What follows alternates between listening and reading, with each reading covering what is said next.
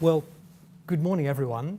I say good morning here in Oxford. It's 9 o'clock in the morning, but I know that wherever you are may be at a different time zone. And welcome to this discussion on education in unprecedented times. I'm Tim Hitchens, the president of Wolfson, have been for about 2.5 years, and I'm going to talk for maybe 25 minutes about some of the things that Wolfson has been going through in the course of the last year or so. And then we'll open it up to questions from you, which Hugh David, as our development director, will lead. One of my favourite quotes comes from the screenwriter Alan Ball, who wrote the screenplay for American Beauty. And it goes, "Change happens, it's not personal."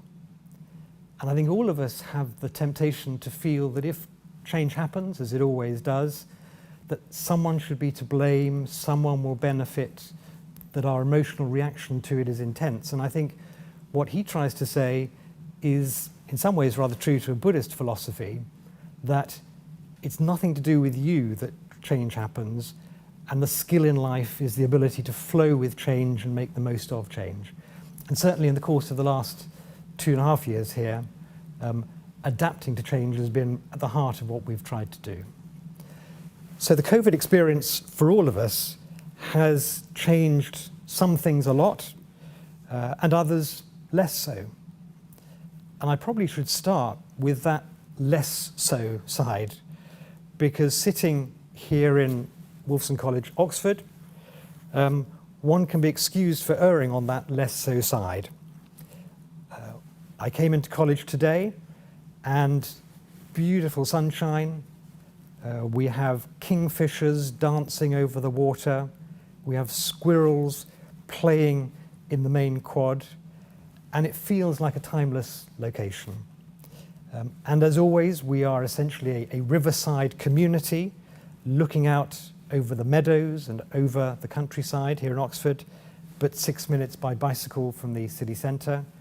And we are essentially true to the very earliest version of Oxford as a slightly monastic community dedicated to thinking and to learning. And we also stand for some pretty permanent values as well, and I'd draw out 4 particular values that we stand for.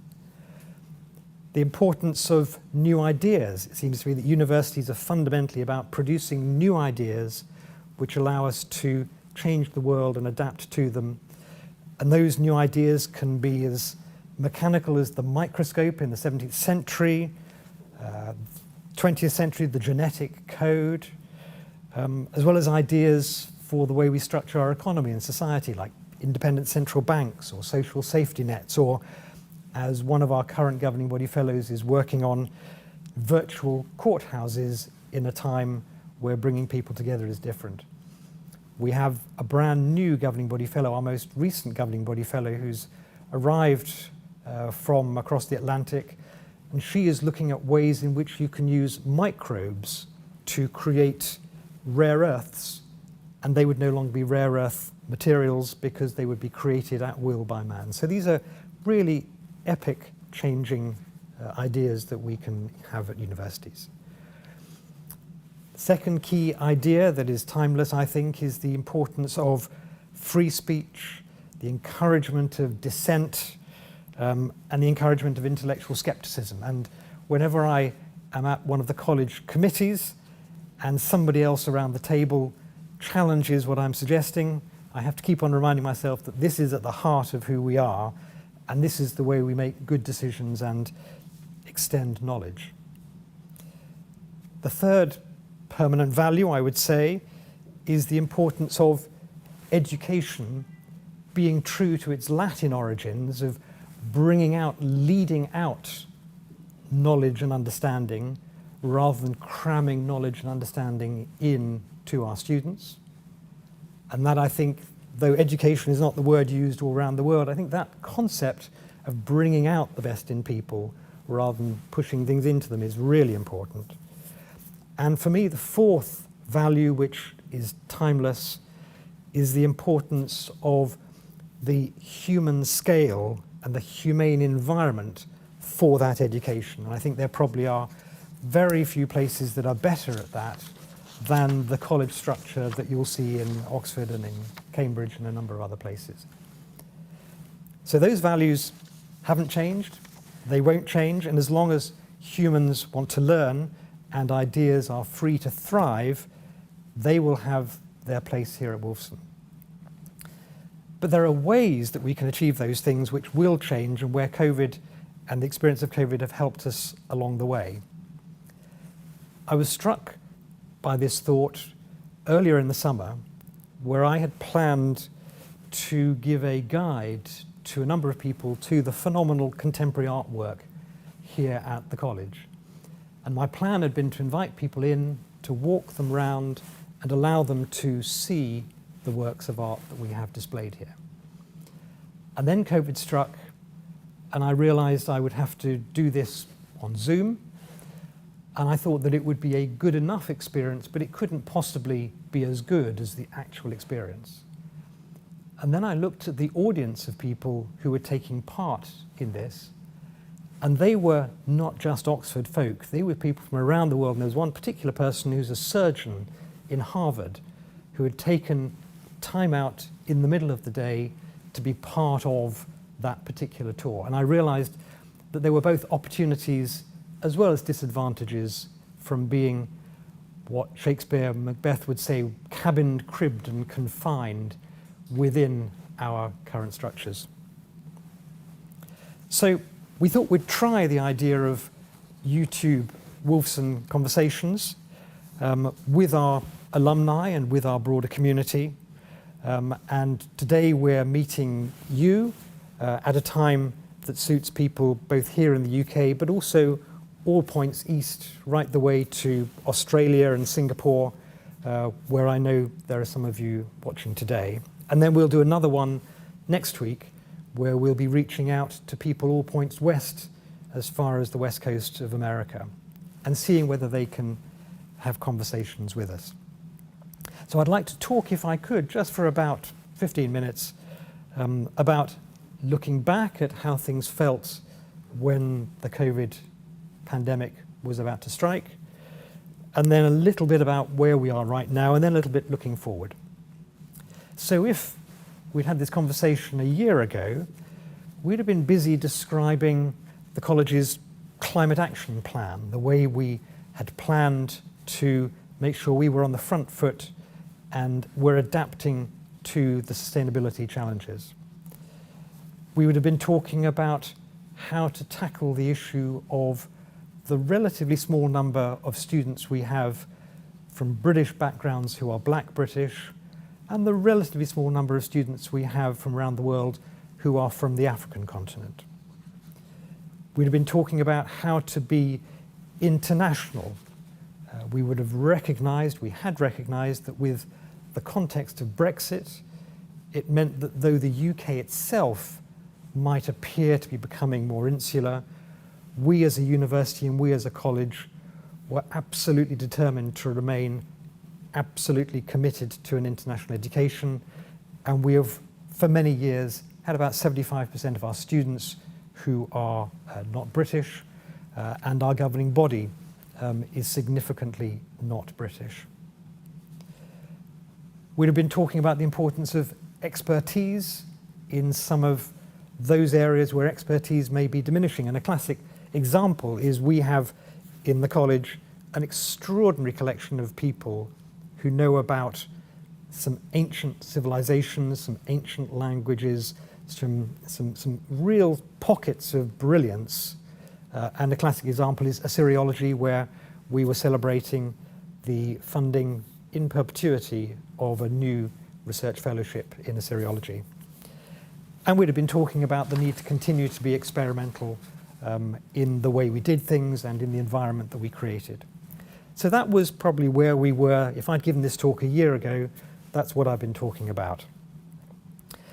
Now, we are sitting in a COVID world. Let me give you some pictures to give you a sense of what Wolfson feels like now and has done for the last few months. Here we have the signs that are dotted around here, as everywhere, indicating the importance of keeping your social distance. We've had extraordinarily positive and supportive behaviour from all of our fellows and students, so these bright red warnings haven't really been needed because people have behaved extremely well. Here's an example of this is what our hall now looks like. So we have these perspex screens, and this allows us to have students and fellows eating in college.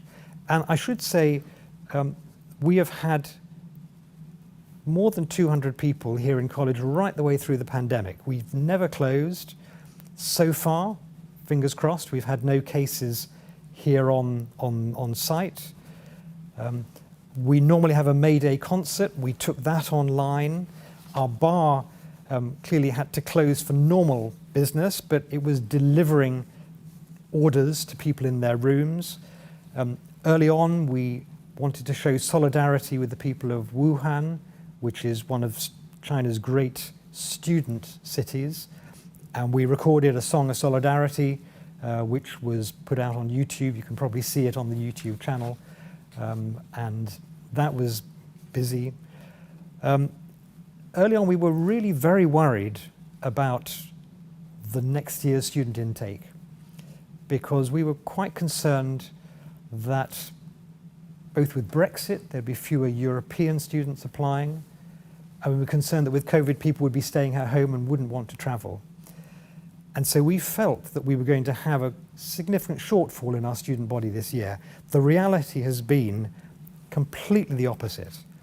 We've now, at the moment, got the biggest intake we have ever had, and that intake is from around the world, as it always has been. We don't quite know the reason for it. It may be that the sense of Britain as an opportunity is stronger than maybe the United States and Australia, classic competitors of ours. It may be that the reputation of Oxford and its medical facilities is strong, and of course the vaccine that is being developed here is one of probably the most advanced of the vaccine candidates. And if one looks at the rankings of universities around the world, Oxford has stayed there up at the number one for the last 5 years, and our medical faculty has been at number one in the last 5 years around the world. So those things may be relevant to why the student numbers have held up so well and in fact increased, but it's really striking. So you can imagine the college now, we're all normally in masks. I've had a mask on to come into the studio, and I've just taken it off to speak to you. Hand wash is everywhere. The libraries are open, but they are distanced, and you have to book spaces in them. We have a very active program of lectures as normal, but those lectures are using techniques such as this to reach our communities. We have teepees on the lawn. Here's a good example. So this allows people to meet outside in their groups without the risk, or reducing the risk, of infection.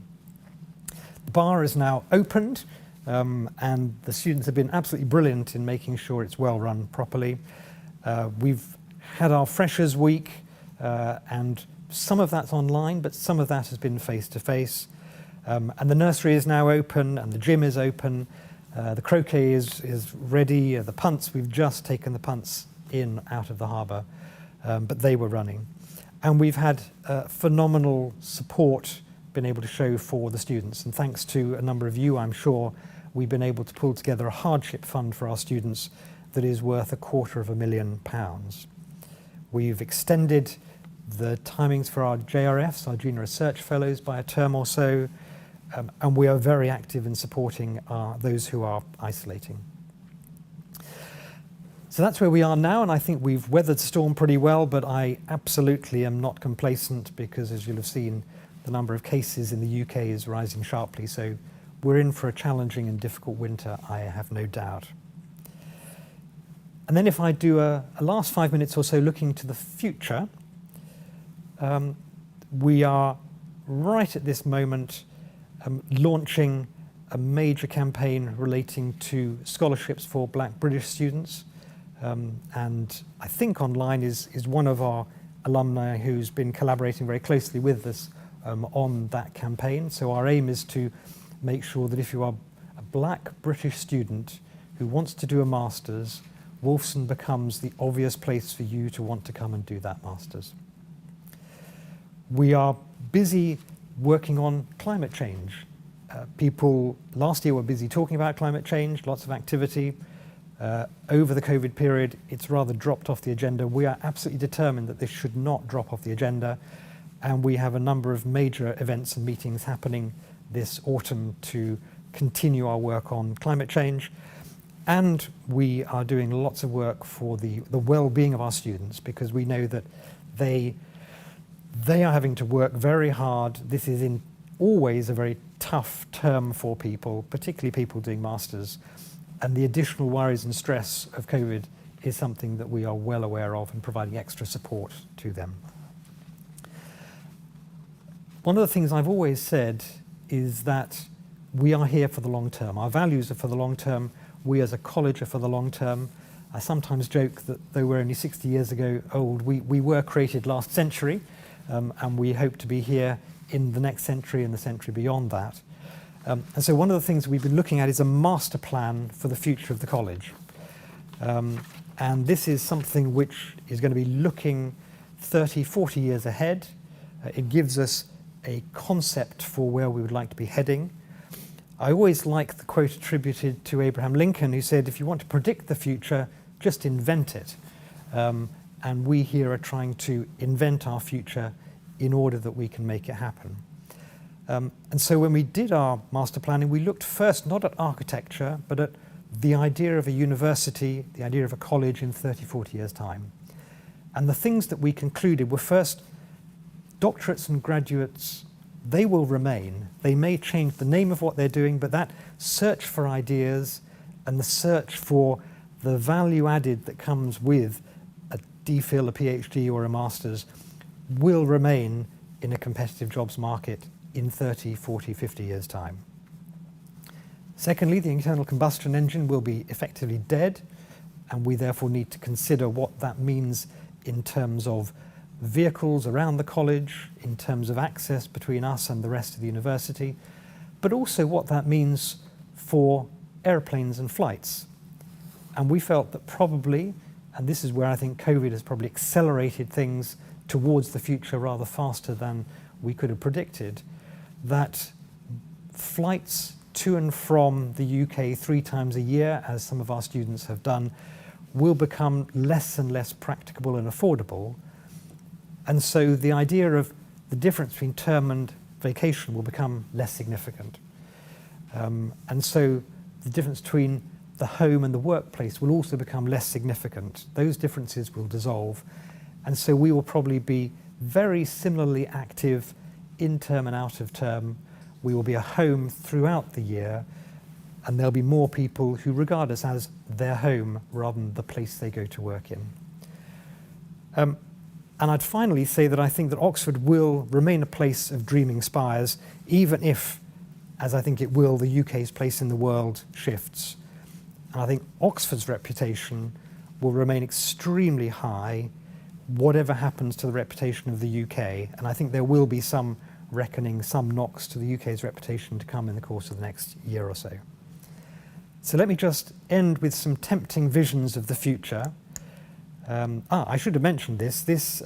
Throughout the lockdown, we tried to keep ourselves active, and we were able, through extremely tight management, to have a Hollywood blockbuster coming and filming on our site. We're not allowed to tell you what that blockbuster is, but you will in the future when it comes out see, but it was a fantastic experience for us to have. But here we have just a look at what the vision for Wolfson come 2050, 2040 will be. This is a view of what we may well look like down from Linton Road, the approach to the college. This gives you a sort of a sense both of the white buildings, which is what we are now, and some of those reddish buildings, which are where, red and grey buildings, which are where some of the work would be done, will be. And I'd say that here's some more indications of what it's looking like. The immediate priorities we have are, first, our gym through the COVID period has proved absolutely invaluable. We know that for the well-being of our students, having a really excellent gym facility is crucial. But our gym is fairly small, and actually when we were in the height of lockdown, it was really quite difficult to keep open for any numbers whatsoever. So the first thing we want to do is to convert the squash court that many of you will know into a proper gym facility that will make sure that our rowers are properly trained, and you'll have seen that our women's rowing team are top of the river this year. So there's a major work being done there. Then at the bottom of this picture, you may see, those of you who remember it, that we had the south car park. And when we looked at the original designs, we saw that Powell and Moyer themselves wanted to go out and build in that direction in the south. The money ran out, and so a car park was built, but nothing was built on top of the car park. So the thought is to build accommodation for maybe 50 people above the car park, but it would no longer be a car park, so that'd be part of our green agenda too. And then the third fascinating thing getting architects coming in is where this extraordinarily big red arrow of hues comes in. That whole area along the bottom at the moment is dead space, but the architect said you could create a whole new area along there, and it could be a long gallery. And this is the design they drew, this extraordinary long space that would create space for an art gallery for our contemporary art collection, space where we could encourage students to move, work, have events in here, but then go straight out onto the lawns. And it would create a really modern, extraordinary transformational space. And that is our long gallery project. So the three projects we're looking at the immediate are the gym, this long gallery, and the new building for 50 or so extra students, because we know we will need them as this place becomes more of a home for people. So that's my presentation. I'm going to end with a quote from Warren Buffett, who I think knows how to look for the long term. He says, "Someone is sitting in the shade today because somebody planted a tree a long time ago." And one of the things looking around the Wolfson estate is there are an awful lot of trees that were planted as tiny trees 60 years ago that are now providing a lot of shade to a lot of people. And I think it's vital for us now to be busy planting metaphorical trees that mean that in 50 years' time, our successors can enjoy the experience. I hope that gives you a sense of Wolfson during these exceptional times. And I think I'm going to pass over to Hugh, who has got the task of taking the conversation further. So Hugh. Thank you very much, Tim. And yes, we've had some questions submitted in advance by our alumni watching online. There's also the opportunity to ask questions directly today through the chat function on YouTube. So please do send in your questions. But we'll start with a few that we've received in advance. And the first one is the question of how COVID-19 will change universities in the long term. I think that remains an open question because we don't know how far back to normal we'll return. So I guess there must be a scenario in which within 6 months there's a vaccine that is completely effective and we return to something very near normal and its effect will be slightly limited. But I honestly don't think that that is the main assumption that we should make. I think we should make an assumption that the world will never be the same, and that I think those things that we've identified in our master plan looking forward will become the key things. So there will be, people will be much more reluctant to travel by plane. We'll therefore find that we have many more students from overseas who come to us but want to stay for the year. And so the idea of term time and vacation time will become less significant. I think, therefore, that bringing your family and becoming part of the family here at Wolfson will become central.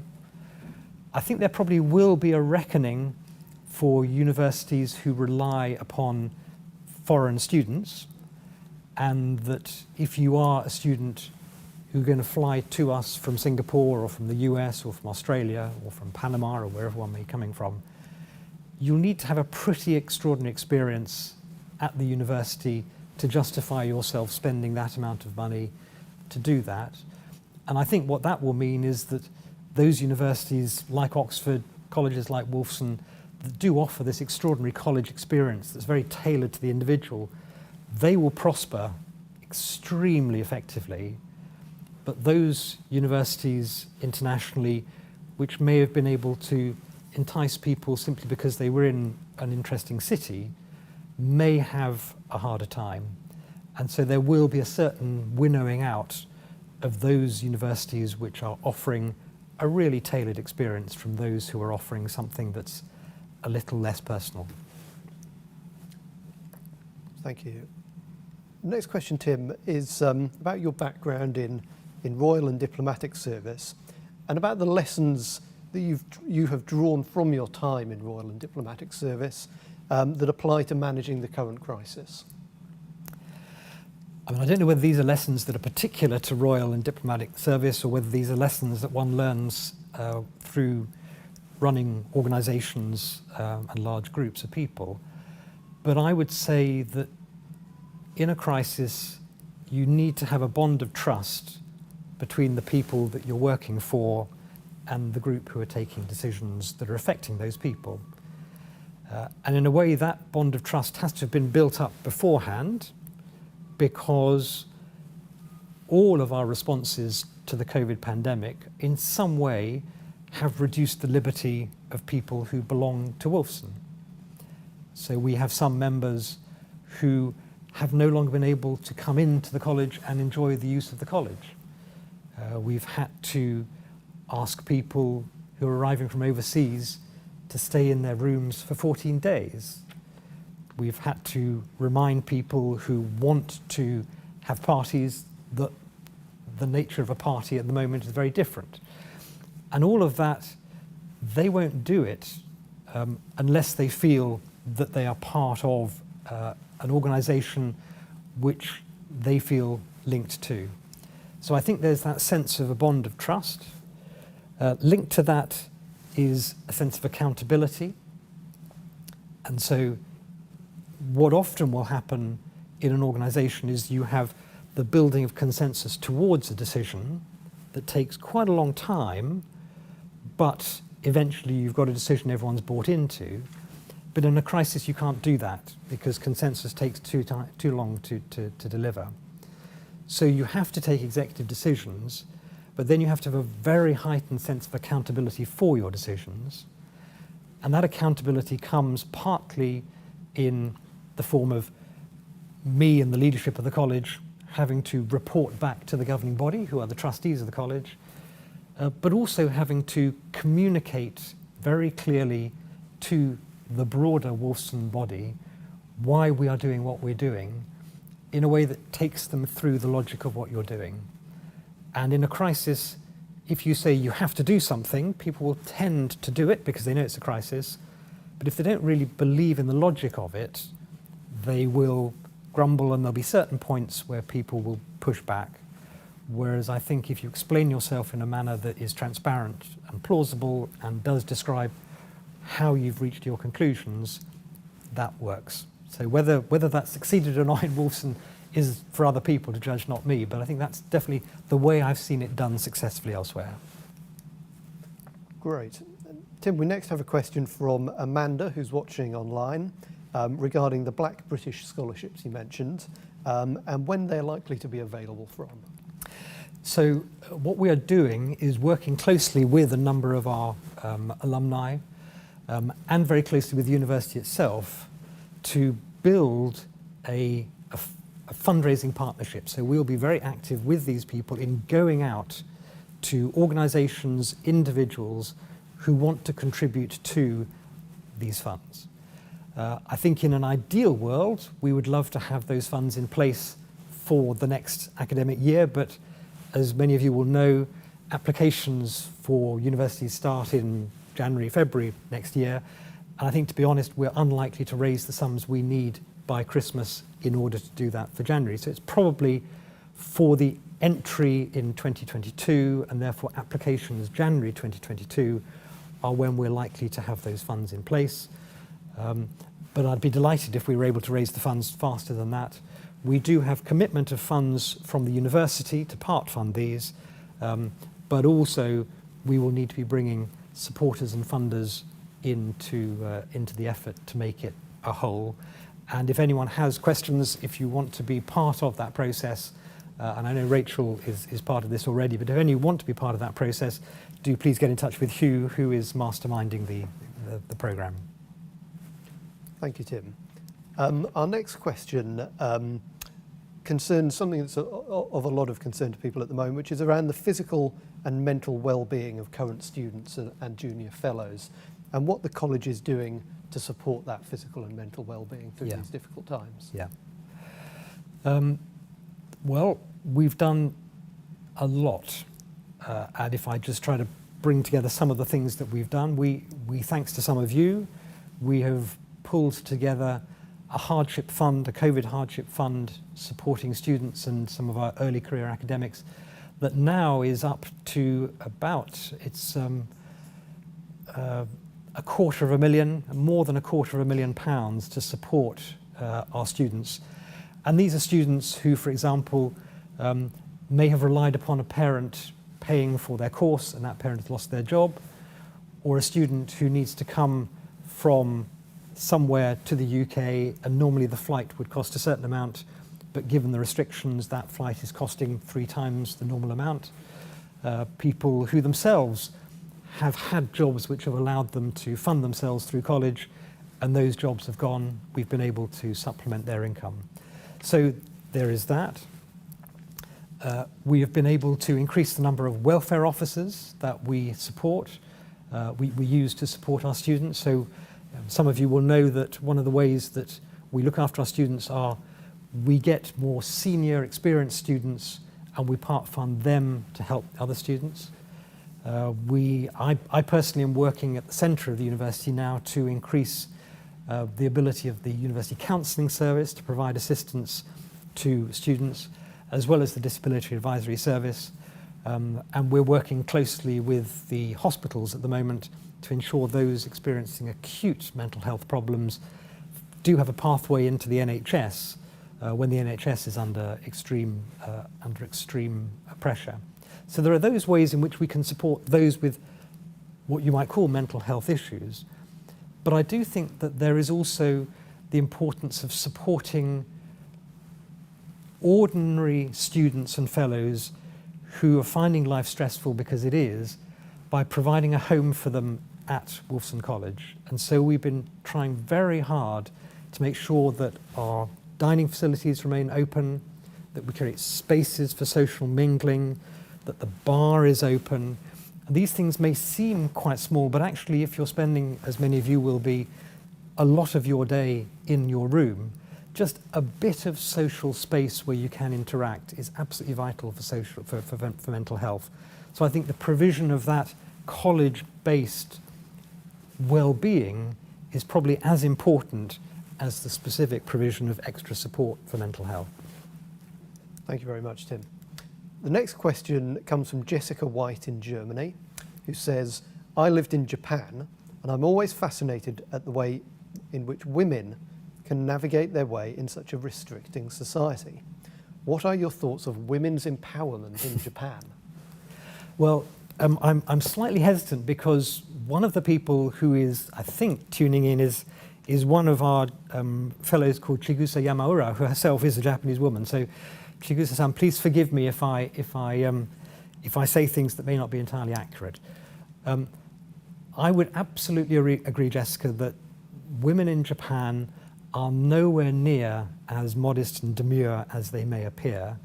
And I think if any of you on Netflix have been watching Terrace House, which is the Japanese Big Brother experience with 3 young men and 3 young women, you'll get, I think, a pretty good sense of the relationship between the sexes in Japan. It's absolutely true that in the workplace there are things that go on which are, would certainly not be acceptable in a British context. But the home life in Japan and the relationship between men and women in Japan, there are many examples, and I'd say many more examples, of very dynamic women who can state their case. And a significant number, a new generation of Japanese young men who appear remarkably listless and passive compared to the young women that one comes across. So that is definitely changing. And there is a serious economic point, which is that Japan, as everyone knows, is reducing in population. I think it's having the sharpest reduction in population of any advanced nation. Last year it lost 500,000 people in its population figure.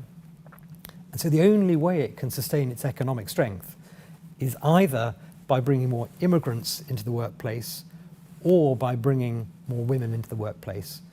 And I personally think that bringing more women into the workplace is a very plausible way in which Japan will regain its economic balance. And there's a very good book just coming out at the moment by the chap Bill Emmett, who used to be the editor of The Economist, which is all about the role of women in Japan's economy and Japan's society, which I know is an extremely good read and I'd recommend to anyone. Thank you, Tim. Just have time for a couple more questions, I think. And one is that you talked a little bit earlier on about Wolfson's response to the climate emergency. I just wondered if you could say a little bit more about that in the context of some of the measures we're undertaking here around solar panels and insulation. Yeah. No, thank you for that, and thank you for the question. We know, and those of you who have been here will all know, that we are building an architecture which suffers in terms of climate change and emissions mitigation from one great advantage and one great disadvantage. So the one great advantage is that we are in this extraordinary biodiverse environment with trees and rivers and meadows and extraordinary positive environment. But we're also architecture that was built in the early 70s when energy efficiency really wasn't a thing. And so the college last year, based on quite a lot of work by a number of our colleagues, we've got one particularly energetic governing body fellow, Moritz Rieder, who's an expert, a physicist who works particularly on organic solar panels.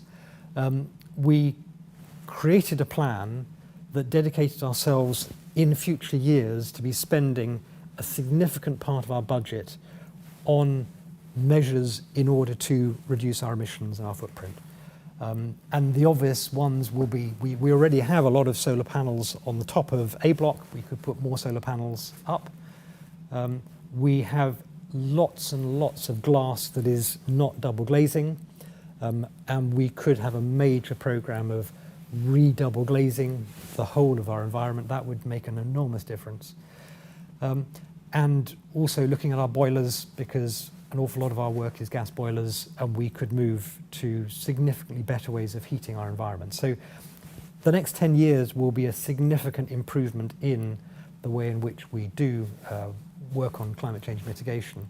But I'd also say that the university itself recognises that this is a major issue, and that Richard the Bursar here and I sit on a rather small committee which is led by the Professor of Biodiversity here at the college, Cathy Willis, which is looking at ways in which all of the colleges collectively can do things to tackle this issue.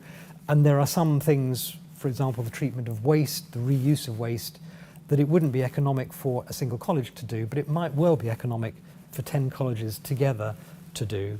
And there's lots of really good expertise and remarkable ways in which these things can be done that have been done on a very small scale that we can scale up. So at the moment we're in the measuring phase, because we know that if you're going to deal with these issues, you need to know what your baseline is. So at the moment we're measuring the baseline phase, but we're all very eager to move to the enhancement phase. And the college has just set up a cluster which is called the Climate Emergency Cluster, which brings together both our academic expertise on this from a range of diversity, from a range of disciplines, as well as the sort of the energy from the student body who want to be making a difference and making a change. So lots happening on this. Wonderful. Thank you, Tim. I think we'll just have the one final question, which comes from Magdalena Mariankowska in Poland. Are we planning any events in the future for alumni?